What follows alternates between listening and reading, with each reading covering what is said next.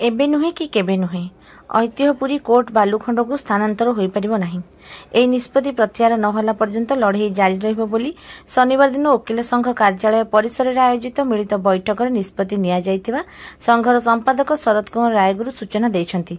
से रायगुरु कहवा अनुଯାयी जिला वकील संघ आह्वान क्रमे पुरी सहर विभिन्न वर्गर व्यक्तिविशेष सामिल होई कोर्ट स्थानांतर प्रसंग को दृढ़ विरोध करथिले। एथिरे समस्ते संघ को समर्थन देवे बोली प्रतिश्रुति देइछंती।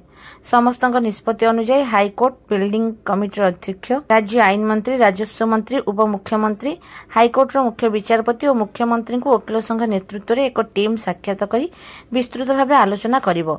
किछि सुफल न मिलले निष्पत्ति प्रत्याहार नहला पर्यंत पुरी बंद डाकर ठारू आरंभ कर राजपथ अवरोध कराजिबो बोली निष्पत्ति ग्रहण करा जायछि। वकील संघ आह्वान आयोजित मिलित बैठक में विधायक सुनील कुमार महांती, पूर्वतन विधायक जयंत कुमार षडंगी, उमा वल्लभ रथ, पूर्वतन केन्द्रमंत्री ब्रजकिशोर त्रिपाठी, संजीव महांती, श्रीमंदिर वरिष्ठ सेवायत रामचंद्र दास महापात्र, विनायक दास महापात्र, हाईकोर्टर वरिष्ठ आईनजीवी विभू प्रसाद त्रिपाठी, मठाधीश नारायण रामानुज दास, जयनारायण पट्टनायक, चक्रधर महापात्र और बद्री मिश्र समेत सहरर शताधिक विशिष्ट व्यक्ति सामिल होइथिले। कोर्ट स्थानांतर प्रसंग को नहीं विरोध करथिले। एठारे कोर्ट रहिबा द्वारा जिलार विभिन्न कोणरू आसुवा लोकंक लागि समस्त सुविधा उपलब्ध रहिछि। एठारू स्थानांतर कराଯାई बालुखंड कार्यकारी करने द्वारा लोके नाही नथिबा हैरान हेबे। अन्य पक्षे कोर्ट लगी 5 एकर जगह आवश्यक पड़ुवा बेले कोर्ट निकट को लगी रही सरकारी क्वार्टर्स समेत अन्यान्य कार्यालय पाखापाखि 7 एकर रु अधिक जमी जबरदखल कर रखिछंती। तेबे बालुखंड रे चिन्हट होइतबा 5 एकर जमी हेउछि परिवेश संवेदनशील अंचल, मधुर जल सीआरजेड और अभयारण्य अंचल अंतर्भुक्त। कोर्ट कम्प्लेक्स निर्माण संपूर्ण भाव बेआईन। प्रस्तावित स्थान एठारू 8 किलोमीटर दूर। तेणु एभली प्रस्ताव को प्रत्याख्यान कराजिबो बोली मिलित बैठक में विशिष्ट व्यक्ति माने मतव्यक्त करथिले।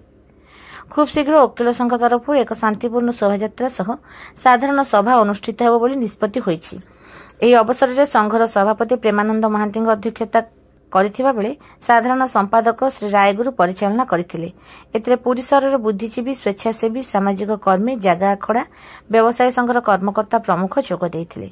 वकील संघर उपसभापति विभूदत्त पट्टनायक, जुग्म संपादक अनिल कुमार साहू, भागवत प्रसाद पट्टनायक, समीर घोष, कर्णवीर महापात्र, राजेश महांती, मनोरंजन साहू, तापस रंजन बलियार सिंह, ज्योति प्रकाश महांती समेत समस्त आईनजीवी उपस्थित थिले।